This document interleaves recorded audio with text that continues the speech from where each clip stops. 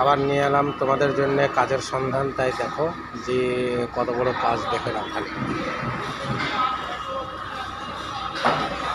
দেখো এসব প্লাস্টার হবে, এসব বানকাম প্লাস্টার হবে, বানকাম বাকি আছে।